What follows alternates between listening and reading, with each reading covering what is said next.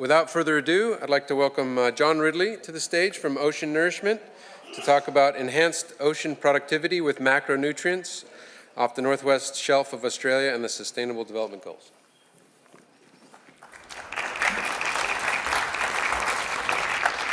Thanks, Justin, and good afternoon, everyone. My name's John Ridley. I'm the Managing Director of Ocean Nourishment. I'm actually standing in for David Rizik, who is unavailable today and sends his apologies. But David is Board Director of Ocean Nourishment.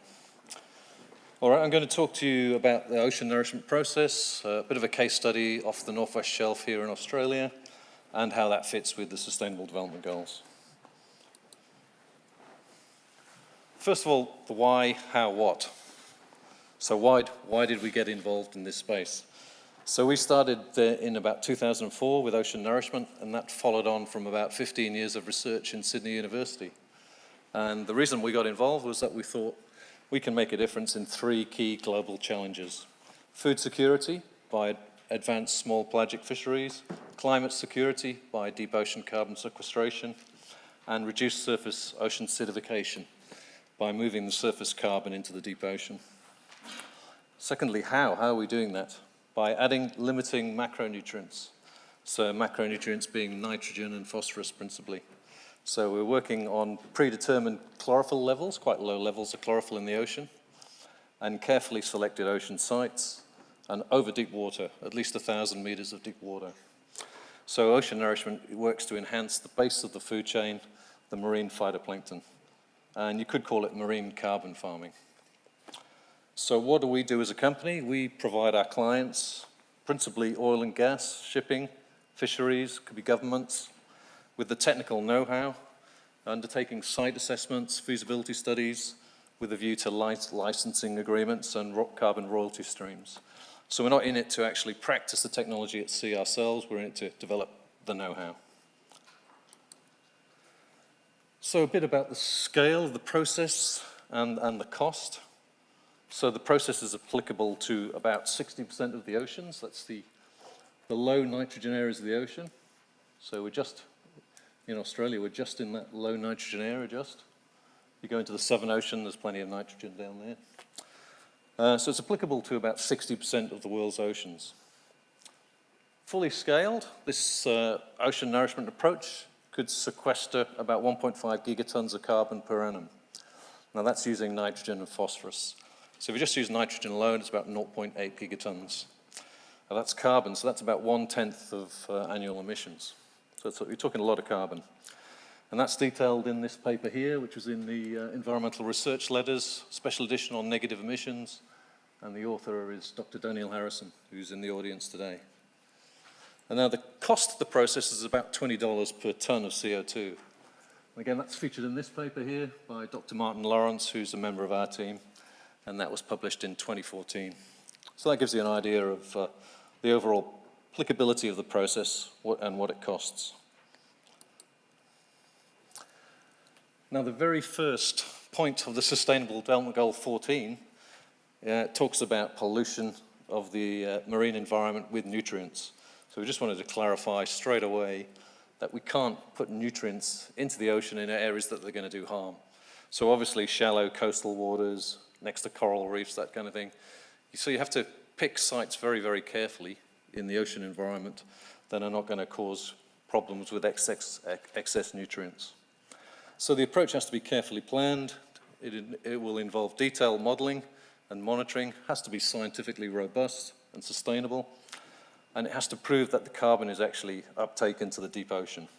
So the goal there is to get the carbon below the thermocline, really into deep waters, where you get some serious permanence. And in some sites around the world, you might also get a benefit in terms of small pelagic fisheries. So the sites can be different in terms of the outputs. Finally, just saying there, the world oceans are potentially in trouble if or when we reach 1.5 degrees warming. So every option at our disposal should at least be looked at and considered to see how feasible it is. So this is a schematic of the modeling that we've done, and just to give you an idea of the overall process. So really we're looking at this area of the marine biology.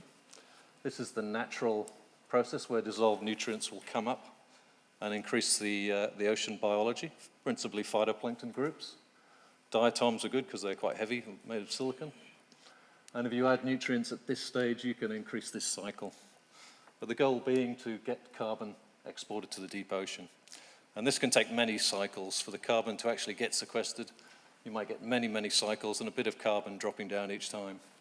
But once you drop carbon into the deep ocean, the sequestration permanence will be about 1,000 years. This actually goes back to 2011. So we did a site selection study in Australia looking at the Northwest Shelf. And we worked with the CSIRO model, Ursum-Gotem model. That's just a one-dimensional model.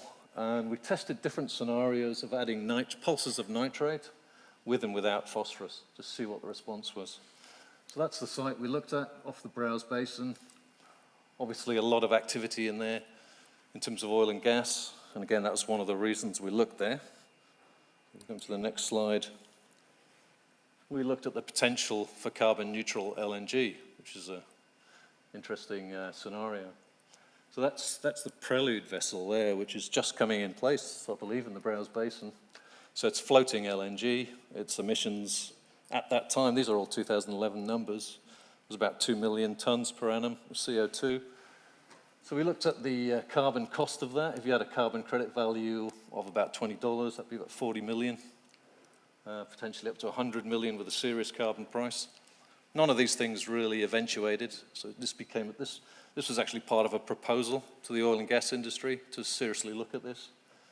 We actually worked out that if you took some of the gas, just 3.6% of the gas, and you made nitrogen on board, that's 300,000 tons of nitrogen. That's the efficiency rate there. So difficult looking up into the sky, but that's the efficiency. So 1 ton of urea will sequester 6.64 tons of carbon dioxide. So that would sequester the whole 2 million tons of carbon dioxide. So it would be neutral in terms of cost. So obviously you need a carbon credit cost higher than $20 to drive that process. But that was part of a submission that we put in with the UWA to, you can guess who the client was, a large oil and gas company, and they didn't proceed with it. But the vessel's in place now, so Prelude is in place and I think should start operating this year. So what the modeling showed, that's the baseline biology, just moving along with the seasons, with the changes in sunlight and nutrient availability. What we did is we put a pulse of nitrogen into the model, and that's the spike changes. So this was just a single pulse. And obviously with the modeling, tried at lots of different concentrations, with and without phosphorus, that sort of thing. The red line's the diatom, so you get quite an increase in diatom population, which is not there in the baseline. And diatoms are good because they've got a better sinking efficiency than some of the other phytoplankton species. But that was the change. Obviously, you could just switch this off. If you saw something you didn't like, if you're actually doing this real time and you were measuring it, you saw a response you didn't like, just switch the whole process off. But that was just a single pulse. We also tested continuous pulses and continuous inputs of nutrients into the system. So that shows you the biological response. So it's across all the different groups. But what you want is actually the bigger species of phytoplankton, which have got potential to drop into the deep ocean. And that's what this is measuring in the model. You can measure the particulate organic carbon and how that gets to the deeper ocean. So your thermocline's probably somewhere in there, 200, 300 meters deep. If you get the carbon below that, then you're actually storing it for a long time, hundreds of years, if not thousands of years.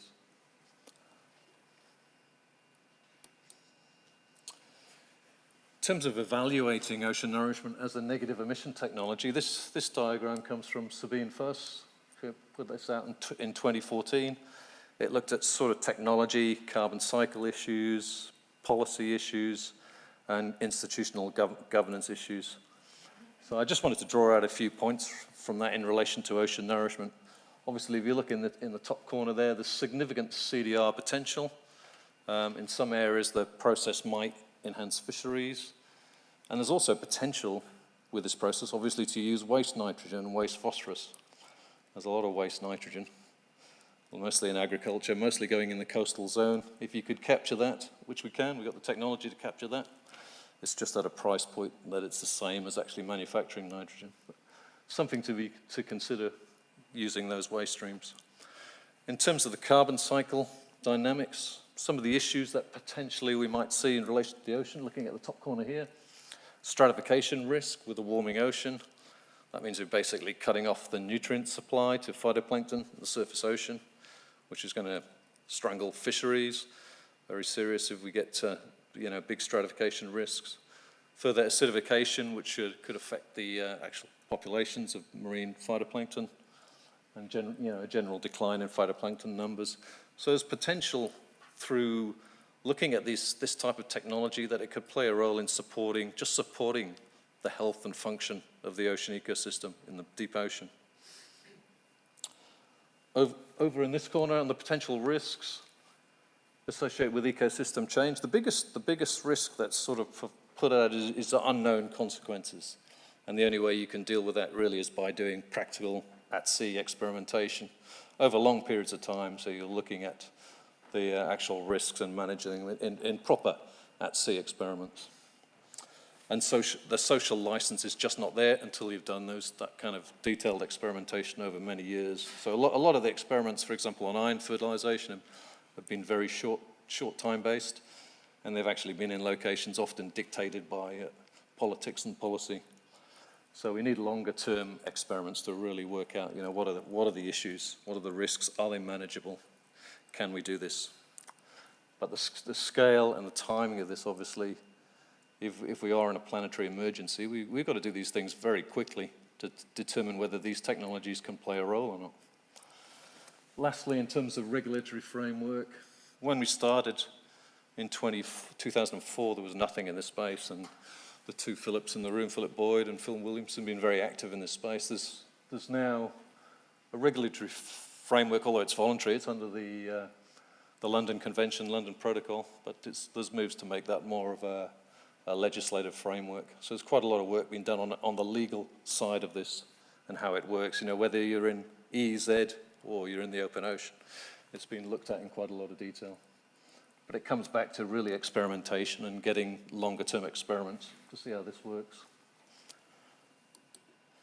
In terms of the Sustainable Development Goals, we did just a review looking at ocean fertilization generally and how does that relate, what kind of issues, what kind of sustainable goals would you potentially get a benefit?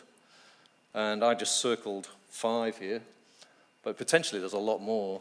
There's a lot more of the sustainable goals that if you're improving the productivity of the ocean, you're getting more food from the ocean, you impact on a lot of the sustainable development goals. So poverty, hunger, generally economic growth, obviously climate action, and then life below water.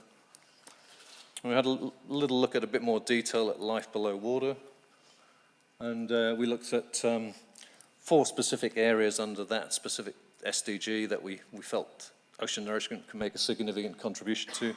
So the resilience of the marine system, healthy and productive oceans. So even if you weren't doing this to account for the carbon, there's a potential role in that, in building the resilience and the functionality of the system if it's impacted by climate stresses. Certainly ocean acidification and increased scientific knowledge and research capacity. It's an important topic. It's, I would say, poorly funded. It's been caught up in this political fight over the last 15, 20 years, maybe even longer. Some of the research in this area goes back to the 70s and 80s.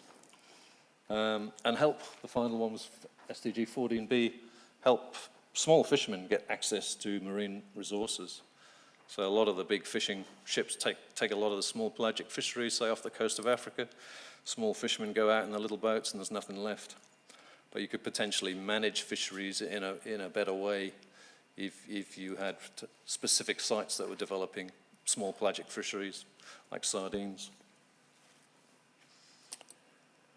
Just like to finish on a quotation from Jacques Cousteau.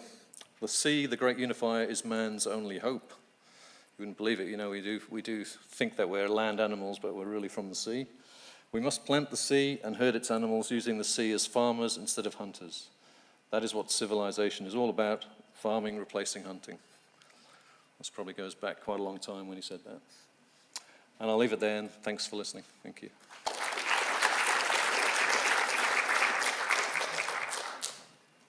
All right. Let's have a few questions. Andreas Oschlis from Kiel, Germany. I have a question. Well, first you said you select points where you don't do any harm, but of course you always do harm if you change something. So you will have winners and losers. So some species will go away. You change the system. And what is your definition of harm then? Who decides what is harm, what is good? Yeah, good question. Look, in things like coral reef systems, obviously they're nutrient sensitive, so you wouldn't do a process like this in anywhere near where it could influence coral. Well, yeah, human progress on the planet has progressed because we've fertilized the land. So if you take that away, you probably wouldn't be here today. So in the oceans, it's a similar thing. You have to manage ocean spaces. And maybe we have tech parks in the oceans where we can do this, in areas where we just can't do it. Hi, I think your presentation perhaps necessarily glosses over some of the complexities of the process that you're attempting to adjust by the addition of this nitrogen. And one of the key problems I foresee with this approach is that the phosphorus limitation is interactive with the nitrogen limitation. So if you remove the nitrogen limitation by adding more nitrogen, then you will typically increase phosphorus metabolism and then export. And what you're doing by that process is basically denuding the ocean of phosphate in places where it is already productive. Basically, you're moving from an N-limited environment to a P-limited environment, right? So your claimed improvements in productivity are potentially at the expense of adjacent oceans or seas losing productivity because of P limitation. So does your modelling take into account that interaction, or is it just claiming that as you add nitrogen then you're getting commensurate improvement in productivity? Because that's just, as I understand it, not how oceans work. Yeah, no, another good question. I think if you look at the total potential of the process, which I mentioned earlier, was 1.5 gigatons of carbon per annum. That was with nitrogen and phosphorus, so it was 0.8 with nitrogen alone, and that's mostly working on sites in the ocean where there's more phosphorus. So you're adding the nitrogen to increase the productivity. But you're right, in a way, if you increase, say, we did a lot of modeling off Morocco, for instance. If you increase productivity there, it's going to change the dynamics in the ocean, which might affect something, say, in southern Spain, for instance. So, yeah, but we don't think that this process will go to a point where it uses phosphorus. It'll just be nitrogen-based, but, yeah. And the modeling doesn't really address that. It's just too small a model. You have to start looking at global models, probably, to look at the full picture. Any other last questions? Maybe I'll ask a quick. So where does the nitrogen come from? Is that Haber-Bosch? You showed natural gas production, but yeah, can you make it with? Yeah, you can now make nitrogen on board ships. So you can get sort of bespoke plants that sit on a ship, but they're still there. It's the Haber-Bosch process. With renewable energy. Yeah, potentially with wind power and solar now. Yeah, or waste nitrogen, but that's just a bit harder to gather together. Yeah. All right. Thanks very much. All right, John.